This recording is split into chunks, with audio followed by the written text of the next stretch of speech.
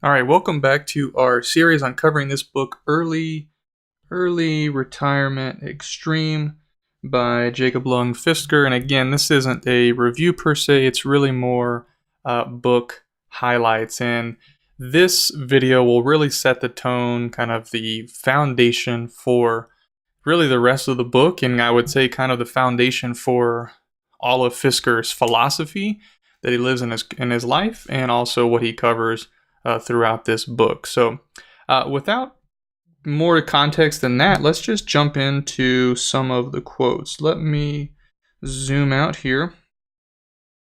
So Fisker begins setting the context of kind of how he views the world, and the world that he lives in is really best seen in the story of Plato's Cave. Okay, Plato's Cave. So let's just go through a lot of text here. Try not to read ahead. And we'll go line by line to kind of understand why we're talking about Plato's Cave, 2,000 or 2,500 years, whatever it is, after it was written. So we're going to be talking about Plato's Cave here. So we have this concept in Plato's Cave. Prisoners have been arranged in a row in a dark cave since childhood. They are chained. They are chained so that they can't move their bodies, and their heads are restrained so they can only face forward toward a wall. Towards a wall. Okay. So we have this situation where we'll draw this out later. Their heads are restrained and all they can see is the wall. They can hear and speak, but they can't see each other, nor can they see themselves. Okay?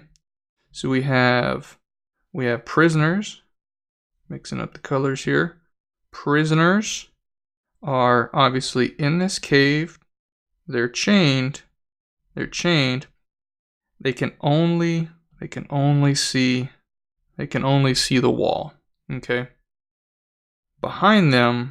Behind these prisoners is a fire. The fire's light shows the shadows of the prisoners on the wall. Between the prisoners and the fire, there are people and animals acting out a realistic play, casting shadows on the wall as well. The prisoners only see the shadows. Okay? The prisoners only see the shadows. I'm repeating to emphasize, but they hear all the sounds. Naturally, they think the world is composed of shadows on the wall, and that they themselves are the shadows on the wall. Okay, as you probably have noticed, I am no artist, but let's just kind of sketch this story out just for emphasis, because it really is the philosophical underpinnings of the entire content in this book. Okay, so let's just do it like this. You have this situation where there is a wall. Okay, and over here there are people. There are people. These people could be you, could be me. And back here, this is going to look hilarious. There is a fire. From that fire, of course, from the fire, there's light. Okay. Let's see here. That light casts...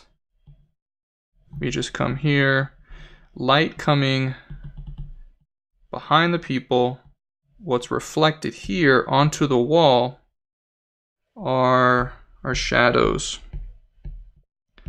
And remember, these people are chained, and of course they can't see each other, and they actually can't see themselves either. And there's a whole host of people here, kind of quote unquote puppet masters, acting on things as well, that will also cast their own shadows on the wall. So in this context, Plato's Cave, these people actually think that the shadows that they see, this is perception of reality. Perception of reality.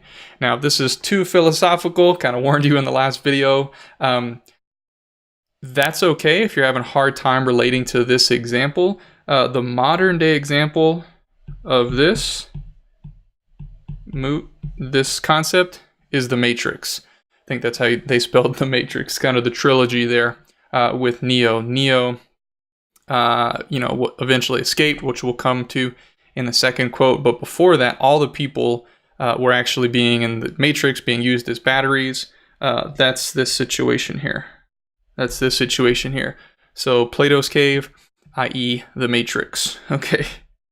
So let's continue down the narrative though. Now imagine that one of the prisoners is released. So one of those prisoners that was chained, thinking his reality or her reality was a shadow on the wall, they've been released. Shackles fall to the ground and he can turn his head. He sees other prisoners sitting in a row, chained to the ground, and he's horrified. He sees the cave opening and ventures out. Okay. He is blinded by the light. Remember that. Blinded by the light. But finally sees the big picture. All his life, he's been sitting in a cave, chained to the ground, believing that the wall was it. Okay, couple of points of emphasis here. First experience, leaving the cave, blinded. Let's get a different color. Blinded by the light.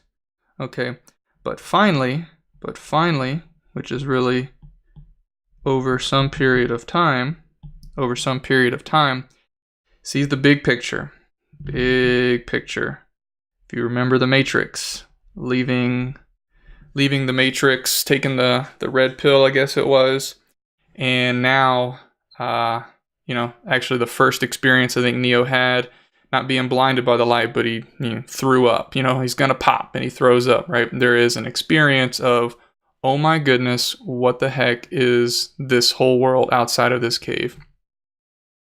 You're not only blinded by the light, you have kind of a disorientation because you now, your whole life, all your life, you've been sitting in a cave chained, believing that the wall was it.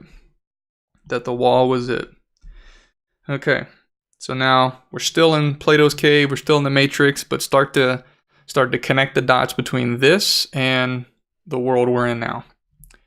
He feels duty bound to go back and inform the prisoners of the situation and try to release them. First, he tries to explain the existence of the puppet masters. Those are those people between the fire and the prisoners. But the masters are unlikely to corroborate his story since they derive much personal benefit from the way of the current world. When he tries to explain how the system is arranged with the prisoners and the cave, tragically, okay, we get into this, you'll realize this word here is full of significance and it's very in line with what your experience would likely be. Tragically, he finds the prisoners more resistant than he expected. Most don't believe him, and why should they? Okay, here we go. Having adjusted. First you're blinded, then you adjust. Having adjusted to the light outside, he can't see the shadows as clearly as they can, right? Real world experience. Your pupils open up, the light is there. When you try to go back into a dark area, it's hard to see what's there. But somebody that's been in the cave, been in a dark room for a long time, they think they can see these shadows so clearly. And there is a full-on disconnect between the person that left the cave and came back in and the people that have been in the cave forever. So you'll see here, what a dimwit These people might say taking off the chains requires too much effort, so most of them remain seated. These are people who are very good and successful at identifying, naming, and dealing with shadows, so they may not want to leave. You will find this. There are people. You have people who are very good. They are very good and successful at dealing with shadows. This could be you. This could be your boss. This could be leaders throughout society that are very smart, smarter than you, smarter than me. They're very successful, quote unquote. Use that term loosely. But when you leave the cave, you realize they're being successful at identifying, naming, and dealing, not with reality, but with the shadows. Okay, let's keep going. A lot to take in here. In real life, so we're out of the cave example, we're out of the Matrix. In real life, the prisoners of Plato's Cave are those who are prisoners or slaves to their wages and their culture. Their wages and their culture. These are the chains. A wage slave is a wage earner who is entirely dependent on their wages. While the wage slave is free to leave the current job, he isn't free to leave the job market altogether. Okay? You can leave your job, but can't leave the job market altogether. And he can likely not imagine the possibility of doing so. He is entirely focused on the wall. The wall shows other people not as who they are, but as what they own. Okay? I get it, like reading this Plato's Cave, the Matrix, and the interpretation of what the cave and the prisoner is in real life. May disagree with it, may want to challenge it, and I think that's completely appropriate, and you should do this as you engage with this material. In the previous video, I mentioned that the concepts in the books like this, have an open mind and use them to stretch your thinking. Okay, a lot more quotes to cover, so let's keep going quickly. To successfully break free of one's chains, one must build an overarching philosophy of what it means to live. If you recall, in the previous video, we talked about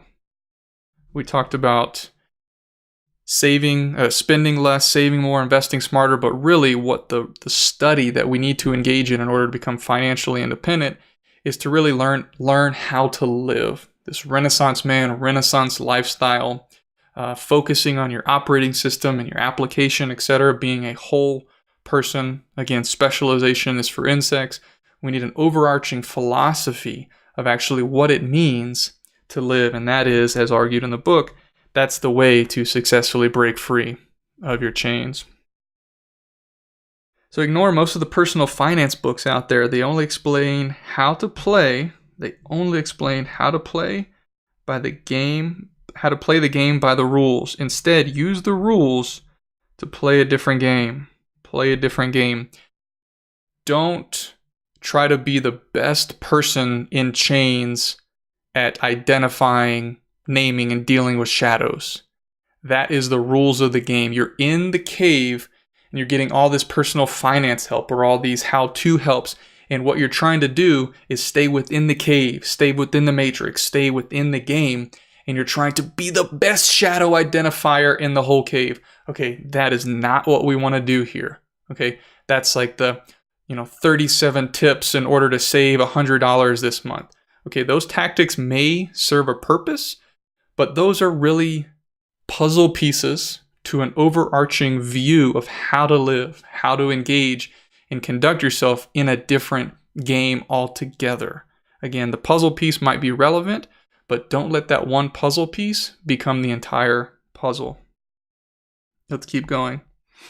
In this book, and in my life, I have chosen to rely on methods that work regardless of external circumstances.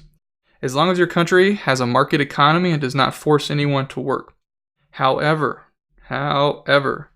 As mentioned above, just because the methods are universally applicable, it doesn't mean that everybody will adopt them and follow through. We'll cover a couple more quotes, but as we kind of study, as we exercise to release ourselves from the chains, go outside, be blinded by the light, give the time, put in the difficulty, put in the energy and the effort in order to stay in the light, so you adjust to the light.